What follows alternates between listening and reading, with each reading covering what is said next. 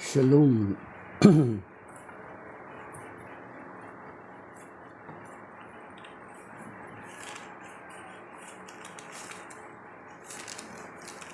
Catholic Bible reading. So today I will include the first reading and the Psalms.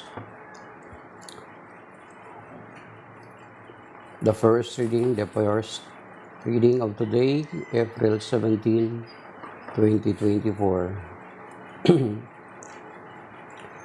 Taken from the Acts of the Apostles, chapter 8, verses 1 to 8. At pagkasabi nito, siya ay namatay kasang-ayon si Saulo sa pagkapatay kay Esteban. At nagsimula ng araw na iyon ang isang maigpit na pag-uusig laban sa iglesia sa Jerusalem. At liban sa mga apostol, lahat ng sumasampalataya ay nangalat sa lupain ng Judea at Samaria. Si Esteban na may nilibing ng mga taong may takot sa Diyos at gayon na lamang ang kanilang panangis. Samantala sinikap ni Saulo na wasakin ang iglesia. Pinapasok niya ang bahay-bahay at kinakaladkad ang mga sumasampalataya at ibinibilanggo maging lalaki, maging babae. Nangalat ang mga mananampalataya at saan man sila makarating ay pinangangaral nila ang salita. Nagpunta si Felipe sa isang lungsod ng Samaria at pinangaral doon ang Mesiyas. Nang mabalitaan ng mga tao at makita ang mga kababalaghang ginagawa niya, pinakinggan nilang mabuti ang sinasabi niya. Sapagkat ang masasamang espiritu ay umaalis sa mga taong inalihan nito at sumisigaw habang lumalabas. Maraming lumpo at mga pilay ang napagaling, kaya't nagkaroon ng malaking kagalakan sa lungsod na iyon. Ang salita ng Diyos, salamat sa Diyos. The Psalms is from 66 verses 1 to 7. Responsorial Psalm from Awit 66, 1 to 7. Sumigaw sa galak ang mga nilalang at purihin ang Diyos na may kagalakan. Wagas na pagpuri sa Kanya'y ibigay. Ito ang sabihin sa Diyos na dakila, ang mga gawa mo ay kahanga-hanga. Yuyuko sa takot ang mga kaaway. Dahilan sa taglay mong kapangyarihan, ang lahat sa lupay ikaw ay sinasamba. Awit ng papuri iyong kinakanta. Ang iyong pangalay pinupuri nila. Ang ginawa ng Diyos lapit at pagmasdan. Ang kahanga-hanga ginawa sa tanan. Naging tuyong lupa kahit yaong tubig. At ang nuno natin ay doon tumawid. Kaya naman tayo nagalak ng labis. Siya ay naghaharing may kapangyarihan. At sa mga bansay pawang nagmamanman. Huwag nang magtangkang sino may lumaban. That is the responsorial psalm. I don't know the response kasi ito sa readings lang ko ginawa.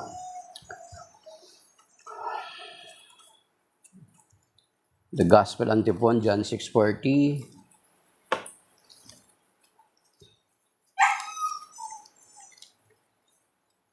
Ang ginagamit ko na version is Magandang Balita Biblia. Published and printed by the Philippine Bible Society.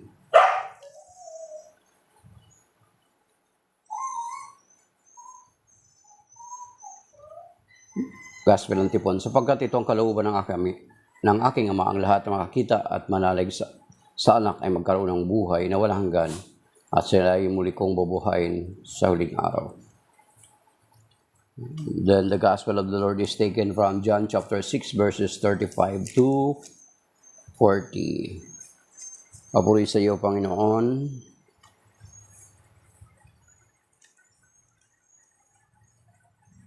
Ako ang pagkain nagbibigay buhay, sabi ni Jesus, ang lumalapit sa akin na hindi magugutom at ang nananalig sa akin na hindi na mauuhaw kailanman. Ngunit sinasabi ko sa inyo, nakita na ninyo ako, gayon may hindi kayo nananalig sa akin. Lalapit sa akin ang lahat ng ibinibigay sa akin ng Ama at hindi ko itataboy ang sino mang lumalapit sa akin. Sapagkat ako'y bumaba mula sa langit, hindi upang gawin ang kalooban ko, kundi ang kalooban ng nagsugo sa akin. At ito ang kanyang kalooban, huwag kong pabayaang mawala kahit isa sa mga ibinigay niya sa akin, kundi muling buhayin sila sa huling araw. Sapagkat itong kalooban ng aking Ama, Ang lahat na makakita at manalig sa anak ay magkaroon ng buhay na walang hanggan, at sila'y muli kong bubuhayin sa huling araw. Ang mabuting balita ng Panginoon, pinupuri ka namin, Panginoong Hesukristo. So, yan yung ebanghelyo ngayon, mga kapatid.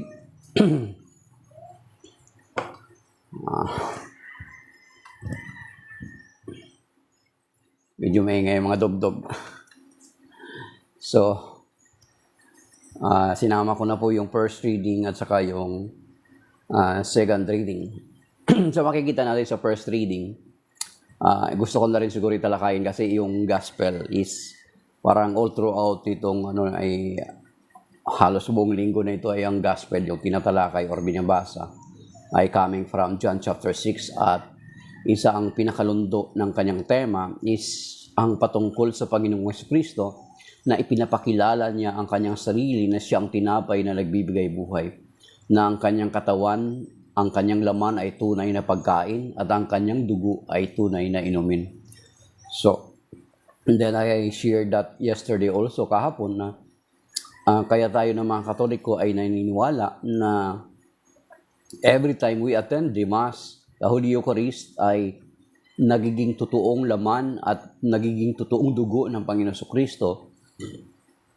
Ang tinapay at ang alak na ating tinatanggap sa banal na misa, do ang alak, tinapay lang ang kinukuhan kasi for may reason, may valid reason naman ang simbahan bakit ang bread lang ang ating tinatanggap. So, hindi naman natin pwede question yan kasi ang authority given to the church na anuman kanilang ipahintulot, ayon na sa Matthew chapter 16, na anuman ang kanilang ipahintulot dito sa lupa ay ipahintulot sa langit. Anuman ipagbawal nila dito sa lupa ay ipagbabawal sa langit. So, nobody can question that kung ipahintulot ng simbahan yan. Ngayon, may medyo pilosopo, medyo bakit ang ang laman ba ay walang dugo? So may dugo, of course. Kaya nga kapag makikita mo yung mga himala ng body of Christ, ng Eucharist, ay talagang nagkakaroon ng dugo yung laman na natatransform into the real flesh of the Lord sa mga himala sa iba't ibang lugar. Okay. Ngayon, so yan yung tema, kaya isinali ko na uli ang first reading. Sa first reading, makikita natin dito na pinatay ang unang martir na mga Kristiyano na si Esteban. Though ang isa sa unang pinugutan ay si Juan Bautista, pero si Juan Bautista kasi kung titingnan natin ay mako-consider pa rin siya kasi na propeta ng Lumang Tipan.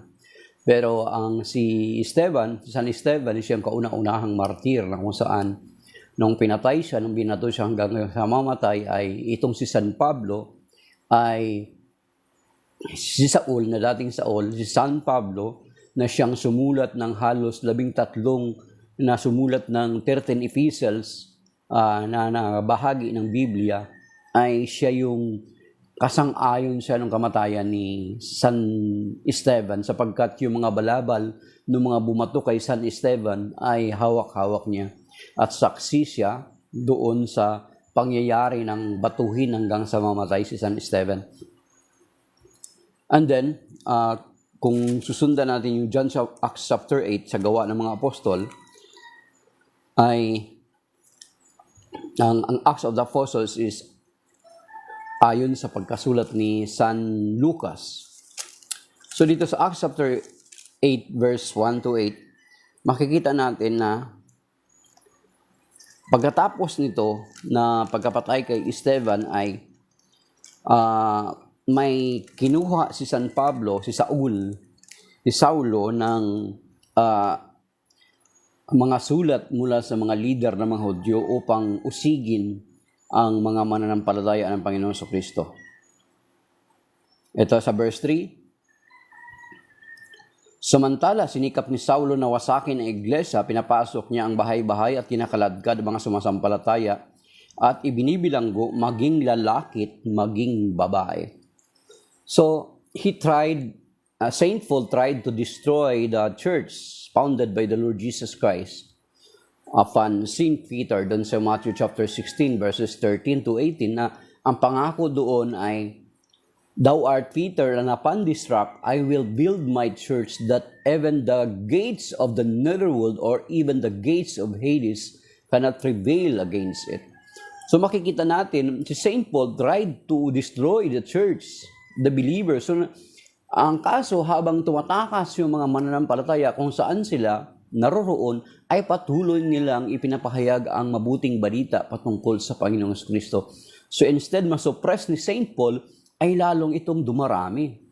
Then, kung makikita natin, kung susundan pa natin itong Acts chapter 8, hanggang chapter 9, pagdating ng chapter 9, ay lalong nagsusumidhi si San Pablo na usigin at patayin yung mga mananampalataya. Pero ang nangyari, sa halip na wasagin niya ang iglesia na itinatag ng Panginoong Kristo, ay siya ang nagkaroon ng conversion. Makikita natin doon sa Gawa ng mga Apostol sa Acts chapter 9, na nagkaroon siya ng pangitain, na nakakita sa napakasilaw na pangitain.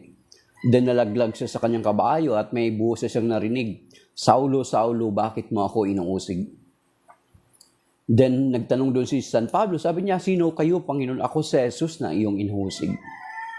So may narinig siya na boses. Then at that very moment, nabulag si St. Paul, hindi siya nakakita ng 3 araw. Then the rest, the story follows.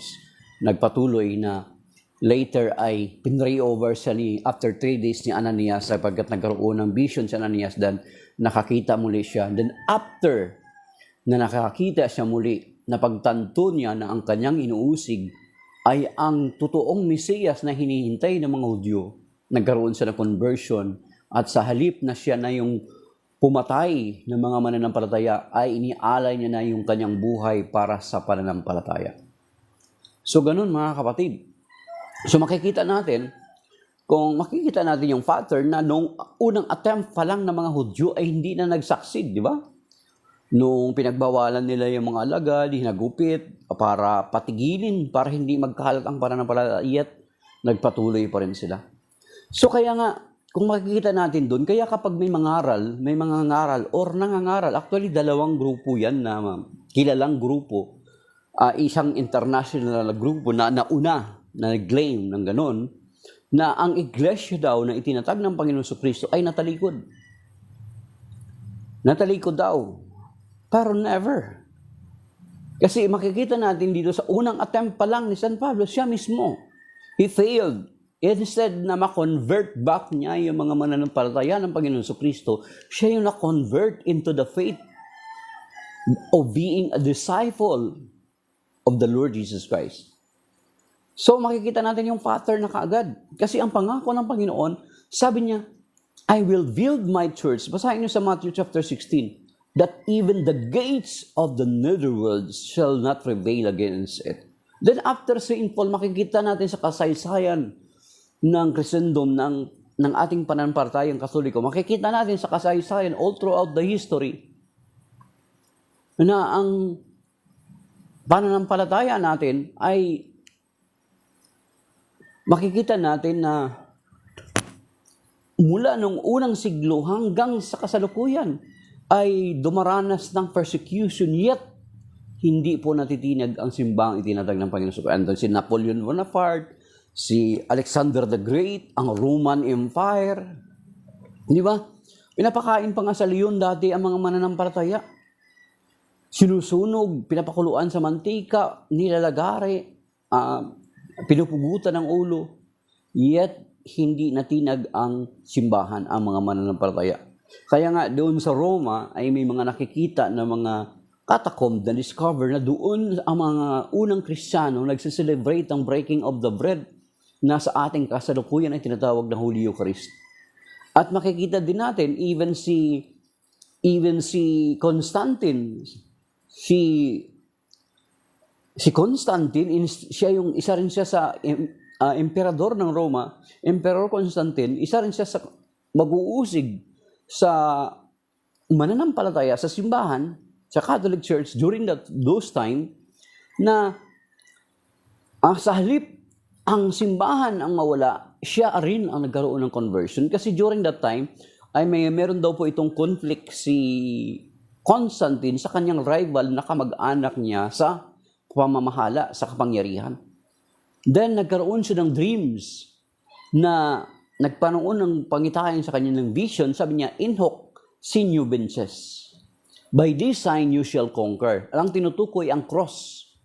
Kaya nga kung makikita ninyo later on, makikita ninyo, di ba, sa mga crusader, sa mga sundalo, may mga flag, yung mga helmet, yung mga shield, and then yung mga banners nila ay may mga cross.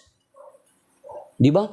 Yun yung pinaniwalaan ni Constantine yun na vision that coming from God.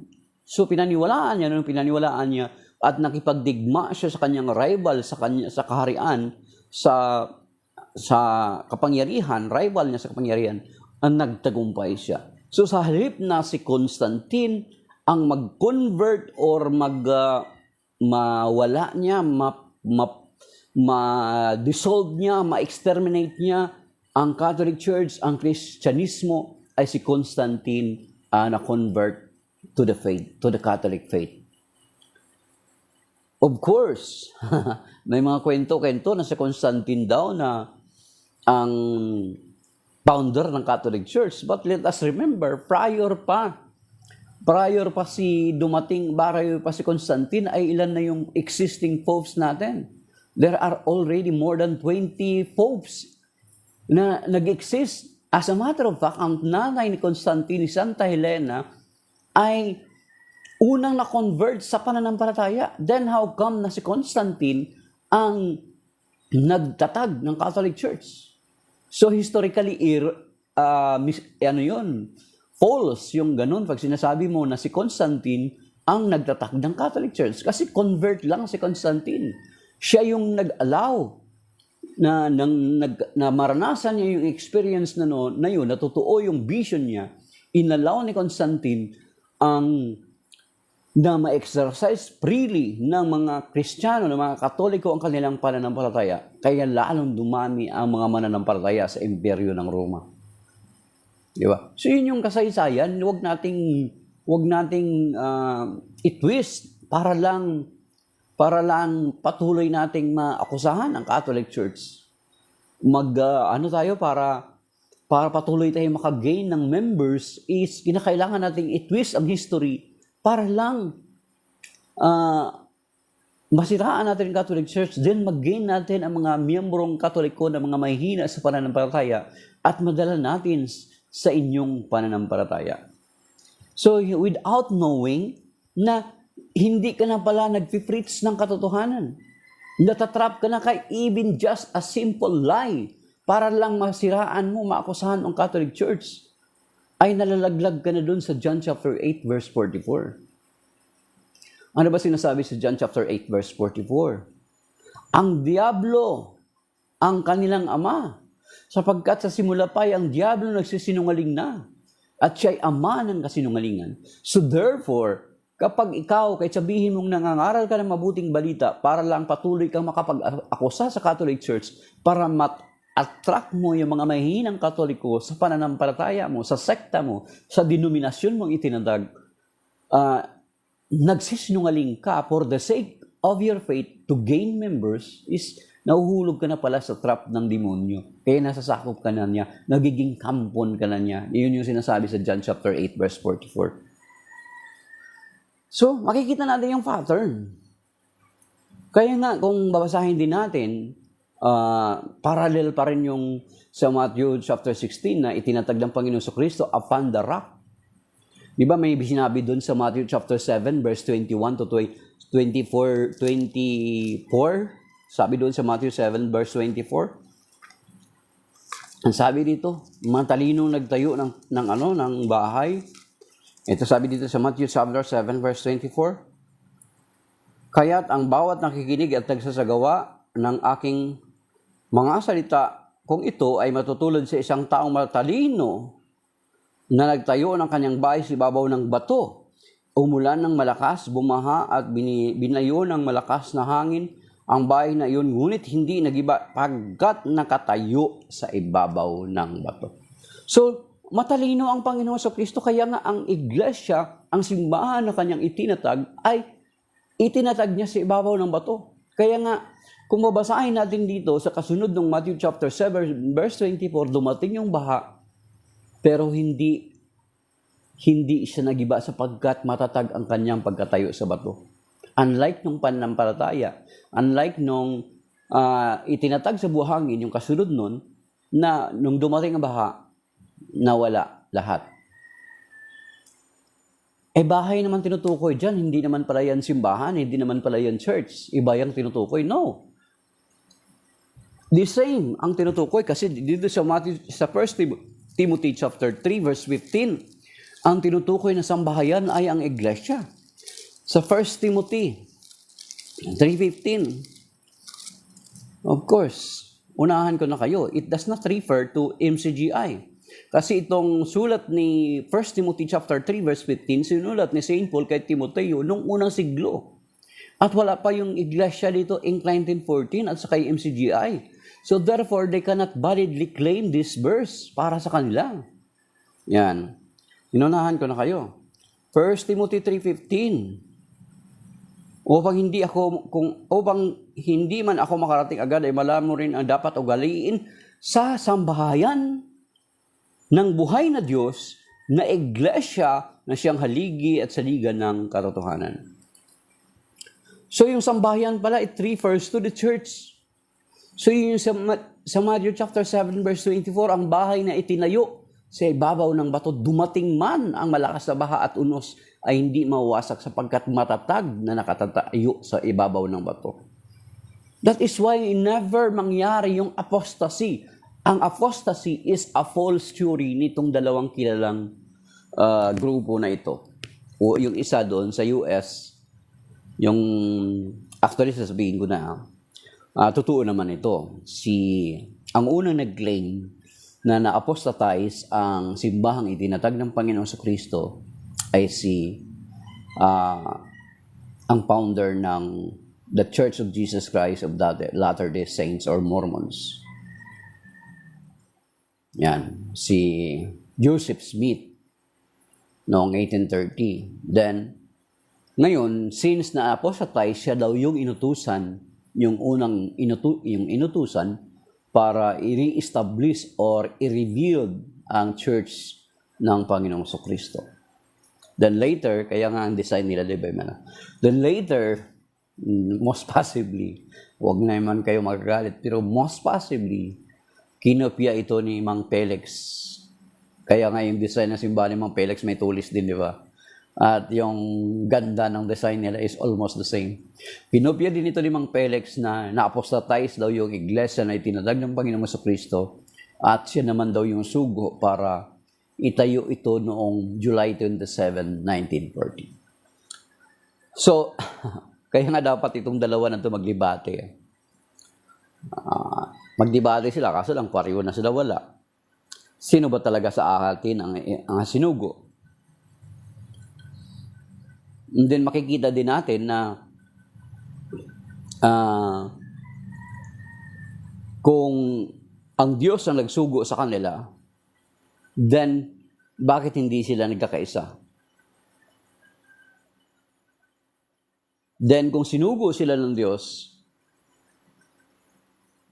since na dalawa pala sila nag-claim, dapat ay sino yung totoo na isinugo para i-rebuild kung sakali man natotoo yung apostasy theory.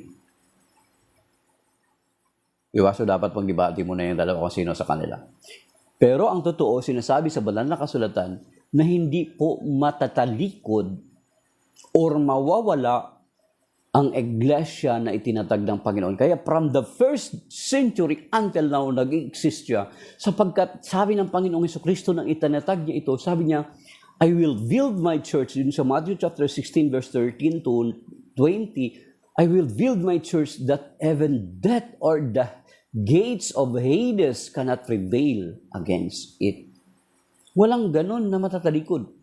At as a matter of fact, kung titignan niyo yung buong banal na kasulatan ng New Testament, sa New Testament, kasi it concerns about the church, di ba? So therefore, mas focus tayo dapat doon sa New Testament. Kasi it refers to the church eh. Hindi tayo dapat pumunta doon sa Old Testament. Kasi it refers to the church. Kaya kung titingnan mo, wala talaga mga kapatid. Merong mga tatalikod sa kanilang pananampalataya. But not the church. Merong mga tatalikod. As a matter of fact, kung titingnan mo, sa 1 John chapter 2, verse 19, sa unang sulat ni San Juan, sa chapter 2, verse 19, ang sabi rito, basahin natin may mga tamalikod. Dito sabi. Verse 19, tingnan niyo sa Bible niyo. Bagamat sila'y dating kasamahan natin, hindi natin tunay na kaisa ang mga taong iyon sapagkat kung sila'y tunay na sa atin, nanatili sana silang kasama natin. Ngunit umalis sila kaya maliwanag na silang lahat ay di tunay na atin. So, may mga tumalikod sa pananampalataya at ito na nga, nang tumalikod sila, ang unang-una na yung tumalikod ay, di ba, si Martin Luther. Then, after Martin Luther, may mga tumalikod din sa kanya at nagsitayo din ang kanilang mga sekta until this very day. Ito sabihin ko na sa inyo, mismo yung kapatid kong pastor, nagkwento sa akin. Itong pastor dati na inatinan ko, sabihin ko na apelyido, Dumalaog lang Pero alam to siguro kung may sakaling may taga doon. Yun yung dating Baptist Church na inaatinan ko dun sa bayan na malapit sa amin, sa Santo Niño. Nung tumanda na siya siguro, di ba, pag tumanda ka na, paulit-ulit yung salita, medyo malabo na, umabagal ka na siguro magsalita. Ang malungkot na nangyari is, yung anak niya, nagtayo ng kanyang sarili at doon niya nilagay sa harapan mismo ng simbahan ng kanyang tatay. Yun yung inaatinan ko dati ng Baptist Church. Doon sa lugar namin sa Santo Niño. Ay, kaway-kaway dyan mga taga Santo Niño. So, ganyan yung pattern. So, tumalikod sila yung tumalikod. Hindi ang simbahan ang matatalikod. Never. Kasi sinabihan, pinangakuan na ng Panginoon plus yung support doon sa Matthew chapter 7 verse 24. Diba? So, hindi matatalikod. Kaya kasinungalingan yon yung sinasabi nila, justification yun ng mga taong nais palitawin na sila isugo mula sa Diyos para i-reveal ang iglesia na itinatag ng Panginoon. Pero kung titingnan mo the New Testament, wala pong sinabi nung itinatag ng Panginoon sa Kristo yung iglesia niya dun sa Matthew chapter 16. Hindi niya sinabi na, Thou art Peter, and upon this rock I will build my church, that even death cannot prevail against it. Tapos dapat merong disclaimer, dapat merong open, close parenthesis. Actually, matatalikod ito. But later on, may isusugo ako na magtatayo nito muli. Wala siyang sinabing ganun, mga kapatid. Walang sinabing ganun. Walang disclaimer, walang from the New Testament, wala kang makikitang ganun. Of course, ang isasabihin nila yung Acts 20:28. Doon sa Acts 20:28 niya, sinabi doon na, meron doon na sasabihin na merong darating na mga lubo, nasisilain ang kawan. Pero kung may dumating man na lubo na ang buong kawan, kaya niya bang silain? Kung ang kawan ay binubuo ng 1,000 at ang lubo ay mga 20 or 30, kaya niya bang silain ang buong kawan? Yun yung ikiniklaim lang naman nila. Pero walang malinaw na sinasabi na masisila ang kawan. At ngunit, muli ko itong ibabangon. Walang ganun, mga kapatid. Kasi hindi naman na kailangan ibangon sapagkat ito'y manatiling nakatayo. At patuloy na nakatayo. Acts 20:28, sabi dito, Keep watch over yourselves and over the whole flock of which the Holy Spirit has appointed you overseers, in which you tend the church of God that He acquired with His own blood. Verse 29, I know that after my departure, savage wolves will come among you and they will not spare the flock. So ito yung kiniklaim nila na natalikod daw. Pero ang sinabi ng Panginoon, from day one, yung mga attempt to destroy the church ay hindi nagtagumpay. Ano pa kaya yung mga later attempts? Hindi nga nagtagumpay si Napoleon Bonaparte, hindi nga nagtagumpay hindi nga nagtagumpay si Alexander the Great, hindi nga nagtagumpay ang Roman Empire. Kasi nakatayo sa ibabaw ng bato, mga kapatid. So therefore, there is no chance that the church of the Lord, established by the Lord Jesus Christ, is being apostatized. Hindi po mangyayari at hindi nangyayari yun. Di ba? Kaya kung makita natin na from the very beginning until now, tayo sa Catholic Church ay meron na tayong 266 popes bilang patunay na hindi natalikod ang iglesia na itinatag ng Panginoong Jesucristo. So yun, mga kapatid, yun yung pinaka malinaw na sinasabi ng banal na kasulatan. Babasahin natin sa Matthew chapter 24, may mga tumalikod, may mga tatalikod. At maging doon sa 1 Timothy chapter 4 verse 1 to 3 na may mga tatalikod sa kanilang pananampalataya. Sila yung tatalikod. There are some who will tatalikod sila sa simbahan. At nagtayo sila ng sarili nila sa kasalukuyan para akitin nila yung mga mahinang Katoliko at sasabihin, kami ang tunay.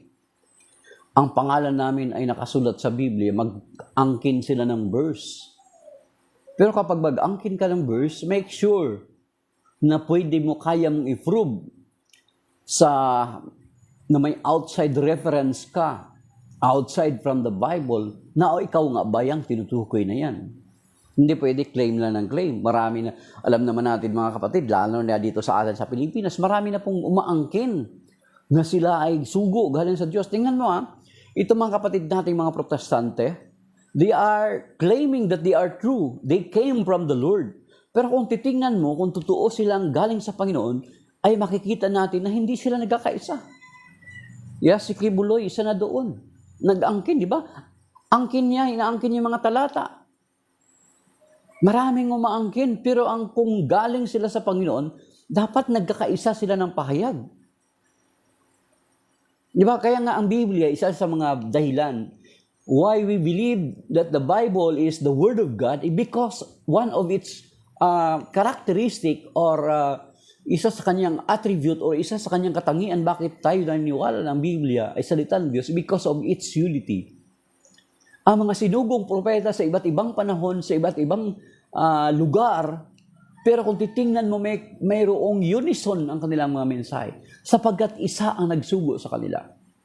Hindi sila nag-usap, hindi sila nagkita, pero may unison or mayroong pagkakaisa ang kanilang mensahe. Why? Because God has sent them. Kaya obvious, very obvious na itong mga kapatid natin na nag-claim, they came from God. Yung bawat isa sa kanila na nagsisitayuan ng kanilang mga sekta, they came from God.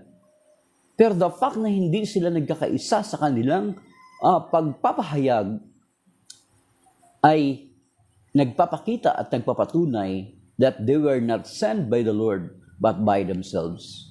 Yan yung katotohanan. Mga kapatid, kaya nga dapat tayo ng mga Katoliko magiging clever din. Yung mga nagpapahayag sa inyo na sila yung totoo, gagamitan ka ng talata ng Biblia. Dapat sabihin mo muna, lalo na ako kapag may kausap ako ng ibang sekta, sabi ko, prior mo atakihin ang Catholic Church, dapat magpakilala ka muna kung anong sekta ka, sino ang nagtatag ng sekta mo. Diba? Bago mo ako i-question na ang aming pananampalataya existed almost 2,000 years na, dapat ikaw muna. Ano ba yung identity mo? Ano ba ang pinagmulan mo? Ano ba ang credibility mo? Di ba? Dapat ganun din tayo mga kapatid. Hindi tayo basta-basta, oo nga, no? Basahan ka lang ng basahan ka lang ng Bible since na hindi ka naman, tamad ka mag-aaral ng pananampalataya mo. May mga BBS, may basic Bible seminar na ino-offer ang parokya mo, ayaw umattend. Tapos babasahan ka ng Biblia ng ibang mga sekta. Mapapaniwala ka agad. Pero dapat tanungin mo muna yun. Bago mo ako aralan ng Biblia, before you will share to me the gospel or the word of God, paano ba nabuo ang Biblia kamo? Bakit siya naging salita ng Diyos? Bakit ko siya paniwalaan na salita ng Diyos? Ganun dapat tanungin mo. Mato ngayon, maobligasyon ngayon mag-aral. Di ba? Ngayon malalaman niya na ang Biblia pala hindi lumagpak galing sa langit. Ito'y nabuo dahilan sa Catholic Church, na i-compile dahilan sa Catholic Church, at tinawag na Biblia. Then, saka mo lamang aralin kung ano yung kasunod na mga aralin. Umpisan mo muna sa basic. Di ba? So, yun yung sinasabi sa first reading ngayon. That Saint Paul tried to destroy the church but rather na ang church ang masira niya, siya ang na-convert at nagiging masugid na tagapagpahayag ng mabuting balita simula nung nagkaroon siya ng conversion. So, kaya nga kung makikita ninyo na naabot ni Saint Paul ang Italy, ang Spain, then alam naman natin ang kasaysayan. Kung makabasahin natin yung mga gawa ng mga apostol, makikita natin doon na yung Spain ang siyang nagdala ng pananampalataya dito sa Pilipinas. So patunay na ang simbahan ay hindi natalikod. Nag-umpisa siya ng unang siglo at nagpatuloy siya hanggang sa kasalukuyan. So, sapagkat ang Diyos ay tapat sa kanyang pangako. Sabi sa Numbers 23 verse 19, ang Diyos ay hindi katulad ng tao na marunong magsinungaling. Kung ano ang kanyang sinabi ay kanyang tutuparin. Kaya nga, yan yung panghahawakan natin na kung paano natin pinapanghawakan yung ibang pangako ng Panginoon Jesucristo, dapat panghawakan din natin ang kanyang sinabi na ang kanyang iglesia ay hindi maaring mapapanaigan ng kahit na kamatayan. Sabi doon sa Hebrews chapter 10 verse 23, panghawakan din natin ito, pwede rin natin gamitin i-apply doon sa other promises of the Lord. Hindi lamang doon sa sinabi niya na upon this rock I will build my church that even death cannot prevail against it. Pwede rin natin ito i-claim or angkinin sa iba pang mga pangako ng Panginoon. Sabi dito, let us hold unwaveringly to our confession that gives us hope for he who made the promise is trustworthy. So, mapagkakatiwalaan ang Panginoon. Hindi siya nagsisinungaling. Yan sinabi sa Numbers 23 verse 19. Basahin natin bago tayo mag-end. Na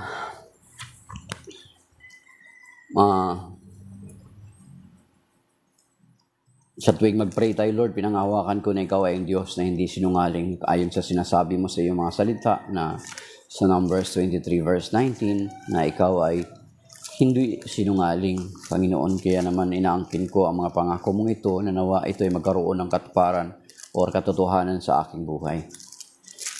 Sabi dito sa Numbers 23 verse 19, Numbers 23:19, ang Diyos ay di sinungaling tulad ng tao. Ang isipan niya ay hindi nagbabago. Ang sinabi niya ay kanyang ginagawa. Ang kanyang pangako ay tinutupad niya. See? So yan, pwede natin gamitin yan na promise ni Lord. Yung kanyang pagiging tapat sa kanyang mga pangako. Katulad ng sinasabi doon sa Matthew chapter 7 verse 7 to 11, yun yung mga pangako niya, halimbawa, then Matthew 21 verse 22, then Mark 11:24, and then marami pang mga pangako ang Panginoong Jesucristo. Yun yung panghahawakan natin. Sabihin natin, Lord, inaangkin ko na ayon sa sinabi mo sa Matthew chapter 7 verse 7 to 11, humingi kayo at kayo bibigyan, humanap kayo at kayo makasusumpong, kumatok kayo at kayo pagbubuksan. Kung kayo humanap, makakatagpo at kung kayo kakatok, pagbubuksan at kayo ihingi ay pagbibigyan. Bibigyan ba ninyo ng ang inyong anak ng ahas kung siya maghihingi ng isda? Bibigyan ba ng bato kung hihingi siya ng tinapay? Kung kayo na mga masasama ay marunong magbigay ng mabuting bagay sa inyong mga anak, ano pa kaya ang inyong amang nasa langit? So yun yung way na pwede natin panghawakan na mga pangako ng Panginoon sa Kristo. Kasama yung famous na verse na Jeremiah 29:11. I know wealth of lands I have in mind for you, plans for peace, plan for a future full of hope for you. It is I, the Lord, who seek me with all your heart, and I will let you find me. So Lord, inaangkin ko na itong mga pangako mo ay mangyari sa aming mga buhay sapagkat ikaw ang Diyos na tapat sa iyong mga pangako na hindi ka marunong magsinungaling at kung ano yung mga pangako ay yung tinutupad. Kaya naman Lord, sa araw na ito, sa mga pangako mo na ito na katulad ng patuloy na didiscuss ng ang ebanghelyo ngayon about sa iyong katawan na ang katawan mo, ang laman mo ay totoong pagkain at ang iyong dugo ay totoong inumin. Nagtitiwala kami sapagkat ikaw ang nagsabi niyan at wala pong imposible sa iyo. Kaya naman po sa umagang ito Lord ay nagpapasalamat po kami at sa panibagong buhay at araw na ito na ibinigay mo sa bawat isa sa amin. Nagpapasalamat po kami sa patuloy na pag-iingat mo sa amin. Nagpapasalamat po kami sa mga provisions mo sa amin. At hinihingi po namin sa mo na iligtas mo po na kami sa head stroke, sa napakataas na init sa kasalukuyan, Lord God. I-bless mo kami, protect us, Lord, ang aming kalusugan. At maging iligtas mo po na kami beyond our control sa mga bagay, Panginoon, na nangyari sa aming buhay, sa aming kapaligiran. Iligtas mo na kami, ingatan, pagpalain, gabay patnubayan, kasama ng aming mga masabuhay, ng aming kinabubuhay, maging yung aming mga ari-arian ay pinapailalim namin sa iyong pagkalinga at pag-iingat. Sa araw na ito, tiniras namin sa iyo ang bawat isang nakikisa sa panalangin ito, Panginoon, at pinanghahawakan namin ang mga pangako mo sapagkat ikaw ang Diyos na hindi sinungaling ayon sa iyo pangako sa mga Numbers 23 verse 19 and Hebrews chapter 10 verse 23. Walang imposible sa iyo, di ka nagbabago noon ngayon magpakailanman dyan, Hebrews 13 verse 8. At kaya naman po sa araw na ito, your protection, blessings be with us, and blessings, provisions mo, ang kalusugan namin, Panginoon, kagalingan namin sa mga karamdaman namin maramdaman, at inihabilit, pinagkatiwala namin sa iyo ang buong buhay namin mga pagkatao, ang aming masaboy at ang aming kinabubuhay. Si mga kamay, initataas namin sa iyo lahat ng ito sa pangalan ng Panginoon Kristo, kasama ng Banal na Espiritu, nagaring kasama mo noon magpakailanman. Amen at amen. Sa ngalan ng Ama, Anak, at Espiritu Santo. Amen. Thank you, Lord. Maraming salamat mga kapatid. Yan, ang background na yan ay from St. Joseph Parish doon sa city proper ng Iloilo. Nung pumunta kami doon last week. So, may the intercession and protection of Saint Michael, the Archangel, be upon us all in Jesus' name. Amen. Shalom. Psalm 91:11 sa ating lahat.